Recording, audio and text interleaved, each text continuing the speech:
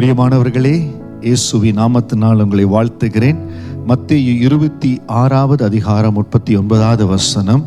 சற்று அப்புறம் போய் முகம் குப்புற விழுந்து, என் பிதாவே, இந்த பாத்திரம் என்னை விட்டு நீங்க கூடுமானால் நீங்கும்படி செய்யும். ஆகிலும் என் சித்தத்தின்படி அல்ல, உம்முடைய சித்தத்தின்படியே ஆக கடவது என்று ஜெபம் பண்ணினார்.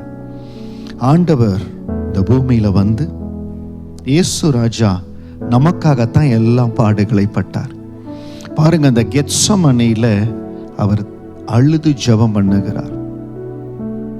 ரத்தம் வேர்வை துளியாய் வரும்படியாய் தன்னை ஊற்றி ஜெபிக்கிறார். அந்த இடத்துல ஆண்டவர் சொல்லுகிறார், ஆண்டவரே, இந்த பாத்திரம் என்னை விட்டு நீங்க கூடுமானால் நீங்கும்படி செய்யுங்க. இன்னைக்கு என்னால இந்த சூழ்நிலையை தாங்க முடியல, அவமானத்தை ஏற்றுக்கொள்ள முடியல, நான் என்ன செய்ய ஆண்டவரே, என்னால தாங்க முடியலையேன்னு சொல்லி ஆண்டு பாதத்துல கலங்கி நிற்கிற உள்ளங்களுக்காய் சொல்லுகிற அவர் கரத்துல உங்க சுத்தம் நடக்கட்டும்னு சொல்லுங்க. கொஞ்ச நாட்கள் தான் உங்கள் சிலுவைக்கு, உங்கள் பாடுகளுக்கு முடிவு வருகிற கொஞ்ச நாட்கள் தான். கெத்சமனைக்கு பிறகு உயிர்த்தெழுதலின் நாள் இருக்கிறது. கெத்சமனைக்கு பிறகு தேவன் கொடுக்கிற அந்த உன்னத பலன் இருக்கிறது. பக்கத்துல வந்துட்டீங்க, அந்த உயிர்த்தெழுந்த வல்லமையை பெற்றுக்கொள்ளுகிற அருகாமையில வந்துட்டீங்க, உங்க ஜெயத்தின் காலத்துக்குள்ளாய் வந்துட்டீங்க. தயவு செய்து என்னால முடியலைன்னு சொல்லி எந்த இடத்துல கிவ் அப் பண்ணிடாதீங்க. விசுவாச ஓட்டத்துல ஒரு நாளும் நம்ம மனம் விட்டு போகவே கூடாது.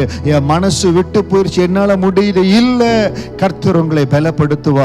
உங்க சுத்தத்திற்கு என்ன ஒப்பு கொடுக்கிற ஆண்டவரே, சிலுவைக்கு போகணும், சிலுவையில ஆணிகளால் கடாவப்படுகிற அனுபவம் இருக்கணும் தெரிஞ்சும் ஆண்டவர் ஒப்பு கொடுத்தாருங்க. அதை விடவா நம்ம கடந்து போகிற கஷ்டம், அதை விடவா நம்ம கடந்து போகிற அவமானம்? அவரை முன்பாக வைத்து, சிலுவையை முன்பாக வைத்து, உலகத்தை பின்பாக வைத்து ஓடணும்னா நம்ம ஜெயிச்சிருவோங்க.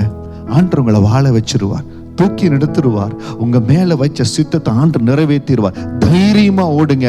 உங்க சித்தம் நடக்கட்டு ஆண்டவரை, எதுவாயினும் உங்க சித்தத்துக்கு அர்ப்பணித்து நிற்கிற, வாழ்வோ சாவோ தேவ சித்தத்துக்காக நிற்பேன்னு உங்களை அர்ப்பணித்து நில்லுங்க. உங்க உடன்படிக்கையில உறுதியா நில்லுங்க. தேவ கரம் உங்களை மகிமையா உயர்த்தும். நீங்க இருக்கிற இடத்துல உங்களுக்குள் இருந்து ஆண்டவர் வெளிப்படுவார். கர்த்தர் உங்களுக்குள் இருந்து எழுந்தருளுகிற ஒரு அற்புதமான காலத்துக்குள்ளாய் வந்திருக்கிறீங்க. தேவன் நடத்திடுவார், கவலைப்படாதீங்க. தேவ சித்தம் மட்டும் நடக்கட்டும் ஒப்பு கொடுங்க.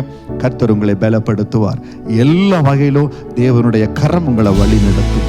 God bless you.